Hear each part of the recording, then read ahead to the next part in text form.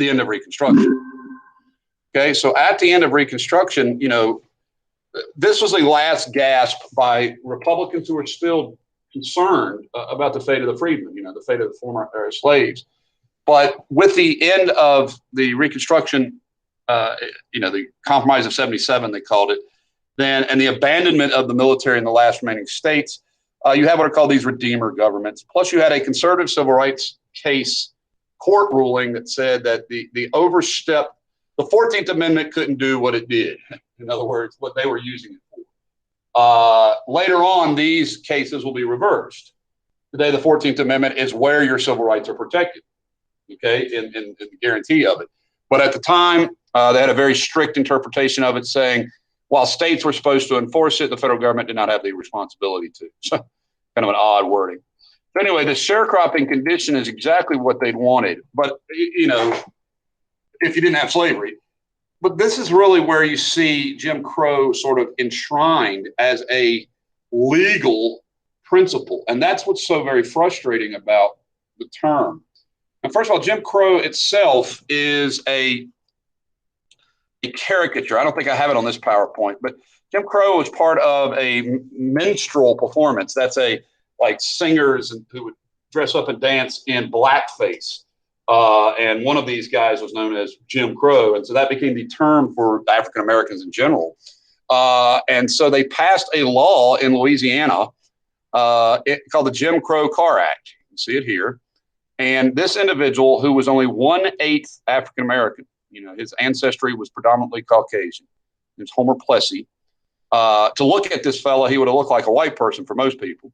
But he boarded the train and bought a first-class ticket and would not give up his seat, so to speak, until he was arrested. So long before Rosa Parks refused to give up her seat, Homer Plessy refused to give up his, and he was arrested, and they took the case to the court, and it went all the way to the Supremes over the 14th Amendment, over the idea that separate but equal violated his due process and violated his equal protection under the law. The court ruled that while they were separate facilities, as long as they were equal, then that was constitutional. So in other words, there were places in the train cars for African Americans, not subways, but electric trolleys, and there were places for white people. And as long as those places were equal, they could be separated. The races could be separated. What we know is that what this meant was that they were never equal. The facilities for blacks were never comparable to the facilities for whites, be they schools, be they restrooms, water fountains, anything that blacks were not allowed to swim in white people's pools, so to speak, public pools. So everything was segregated in the South, everything. And there have been some great stories of recent years about the life of African Americans during Jim Crow. Movies like The Green Book. If you've never seen The Green Book, it's really good. The Green Book was a publication put out by African Americans of places where you could go to the bathroom and get a meal in the South. Particularly for entertainers who are on what was called the Chitlin circuit, which is like performing for black audiences in the Deep South. So very, very hard to travel, very hard to go anywhere. And this would be the law of the land, Plessy, until 1954. This court case is not reversed until Brown versus Board of Education. So for the better part of 60 years, separate but equal will be the law of the land, of the South, certainly. And in much places, even segregation will exist in the North. Now, there was a dissenter, a person who spoke against it at the court level, and his name was Justice Harlan. And here is John Harlan's dissent. The white race deems itself to be the dominant race, and so it is in prestige, achievement, education, wealth, and power. From the view of the Constitution, there is no superior class of citizen. There's no caste. Our Constitution is colorblind. And neither knows nor tolerates classes among citizens. In respect of civil rights, all citizens are equal. The humblest is the pure, the most powerful. The law regards man as man and takes no account of his color.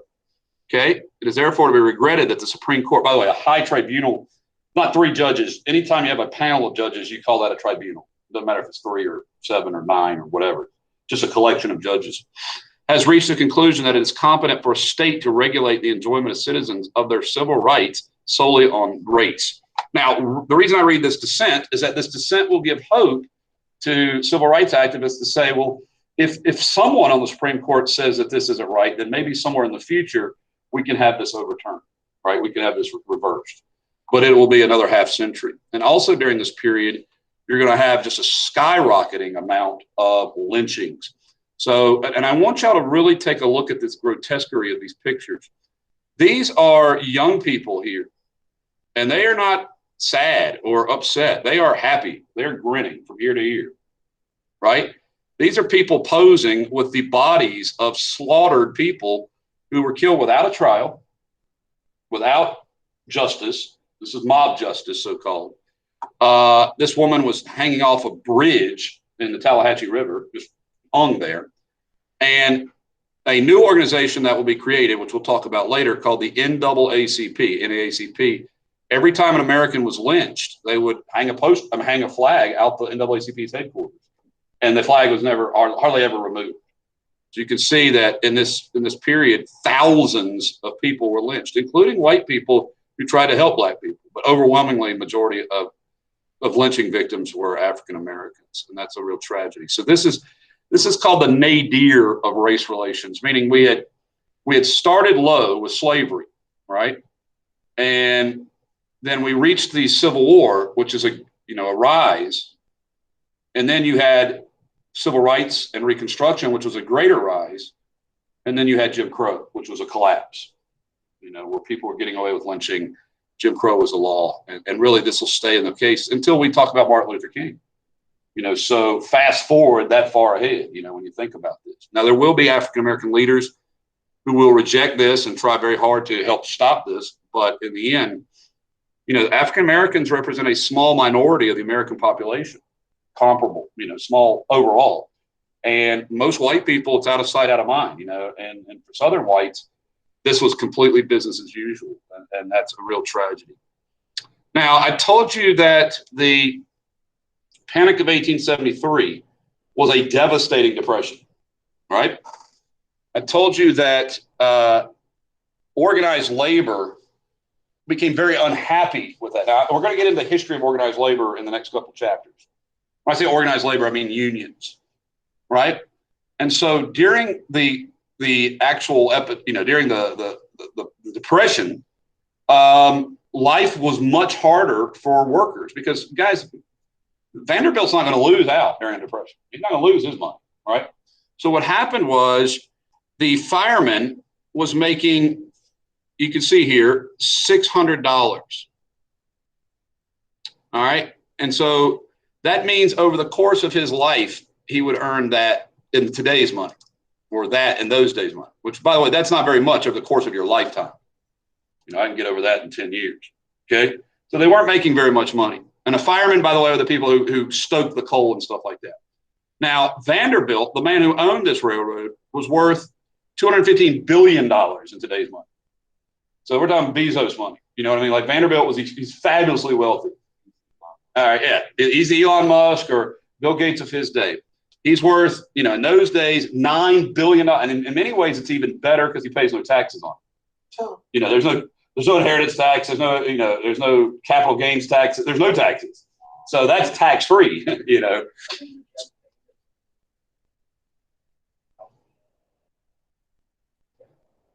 Yeah, Rockefeller, right. Yeah. And Rockefeller, Carnegie, Vanderbilt, this is that time period. Meanwhile, what is happening to their workers? They're getting a pay cut in the midst of this depression. They're having their pay cut. And so they go on strike. And it is the largest strike in American history. It is called the Great Railroad Strike of 1877. And it shuts down railroads completely, because the railroads can't operate without their workers. And every one of these red dots are major sites of strikes.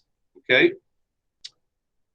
But President Hayes, in typical Republican fashion of the period, will side with the railroad owners and say the strikers can't strike because the railroad is needed to conduct the mail. So the federal government has a role in handling railroads. And if railroads aren't operating, the mail is not being delivered. Therefore, he sent in the military to crush the strike, and it broke the strikers' back. Okay. So striking didn't prove to be a very effective technique, but it was certainly one that people began to try. Okay. So organized labor, is unhappy with this, and they're going to go on strike, but the government is going to stop the striking. Okay. Now, at the same time, the corporate masters of their day are seeking a way to find new labor that's cheap. So we're looking at number 40 on your study guide, new labor that's cheap. And during the westward migration, people had discovered a handful of Chinese immigrants were willing to do like their laundry and stuff like that. And the Chinese had been building things in China pretty successfully. So one of the guys who built the Transcontinental Railroad, a guy named Leland Stanford, says, well, let's just start bringing Chinese workers over, okay, to build the railroad. And so they do. And they bring in tens of thousands of Chinese immigrants to build the railroad, and they are fabulously successful. The railroad in California. So this would be from California to Kansas kind of thing, or the California side. We call that the Central Pacific Railroad. And these folks would boil their water so they didn't get that sick. They didn't eat that much, right? They didn't drink alcohol, and they kept to themselves and were very quiet. So they made for an excellent workforce. They got a docile workforce that got a lot done. And man, did they really, really struggle to build over those mountains. We'll look at this again. Well, that ticks off a lot of people, particularly the Irish who were workers. Now, this is always interested me how whatever group's generation of immigrants hates the next group of generation of immigrants, right? So the Irish cannot stand these Chinese workers, and they'll call them ugly words like coolie, which comes from India, but they'll use it to describe these people. And they'll demand that Chinese workers not be allowed to come to America. And so President Arthur, who we'll get to later, signs into law a law that literally bans all Chinese workers to come to America. It's a result primarily of a guy named Dennis Carney, who's an Irish Catholic fella who is very angry at the presence of Chinese people in California. They called it the yellow peril, the danger of the yellow people. So very, very nativist against these Chinese immigrants. And ultimately, the door was slammed shut on having the Chinese as railroad workers, but not before they built the Transcontinental Railroad in California and settled in on the coast. Now, that led to a debate about the role of the children of these immigrants. So we knew that the immigrants weren't Americans because they were not naturalized. They didn't become citizens. But when they were here, if they had children, those children under the 14th Amendment should be considered citizens, right? All persons born or naturalized. And so this young man is going to sue to be treated equally under the law, under the 14th Amendment. And he'll win the guarantee of independent civil liberties. He'll win the guarantee of the 14th Amendment, US v. Wong Kim Ark. This is where we know for a fact that interpretation is, at least that interpretation is constitutional. So in other words, there was a debate about, could you determine who was born in America would be Americans? So could you exclude Chinese ancestry people from being Americans if they were born here? And the answer is no. But you could exclude them from migrating here. So while the Exclusion Act itself is constitutional, you can't deport or ban American citizens, if that makes sense, even citizens of Chinese ancestry. Okay. Now, it is during this period that the idea of what an American is begins to become reshaped. Bless you. So the idea of being a U.S. citizen will ultimately emerge with these 3 points of view. I've already explained these once, but I still want you to know them. Under the 14th Amendment, there are 2 ways to be an American citizen by birth. One is by soil, so to speak, jus soli, born on American land, and that would be like Wong Kim Ark, right? The other is if either of your parents are U.S. citizens, you are a U.S. citizen. That's the right of blood. So having those protections of the Constitution are very important, particularly for citizens. But then we will see developed during this period. So if you've ever heard of like Ellis Island or, the idea of immigrants becoming citizens, This is the process which is in the Constitution. The Congress has the power to set it. But it's during this period that we'll see it reenacted to make it harder for people to become citizens. Okay?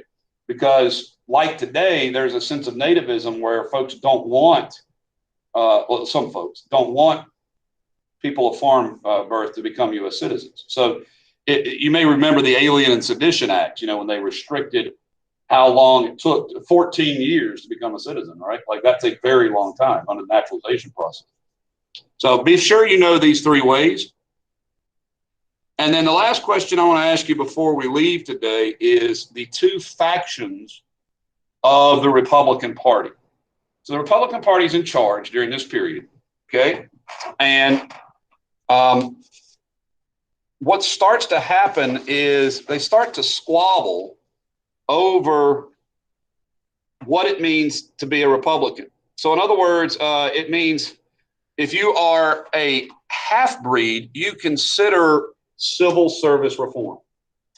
So what's that mean, civil service reform? Well, it means not having the president appoint every job. It means having an exam and people take it for qualifications and then they become an employee. So the half-breeds are kind of giving lip service to that. And their leader is a U.S. Senator named James Blaine. So these are both Republican groups, but within the Republican group, you have a faction, a split. You have the half-breeds led by Blaine, and then you have these stalwarts, which translates to like loyal, and they are not interested in civil service reform. One of the great perks of being involved in politics is getting jobs, right? So if you have civil service reform, you don't get jobs. You know, the jobs are done by an exam. But the problem is, how do you get these two guys to agree on anything? So what they did was they came up with a compromise, okay? And they nominate one of each, okay?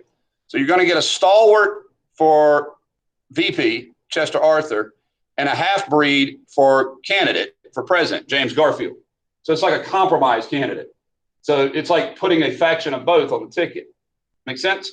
So this party is fighting once it's, you know, within itself.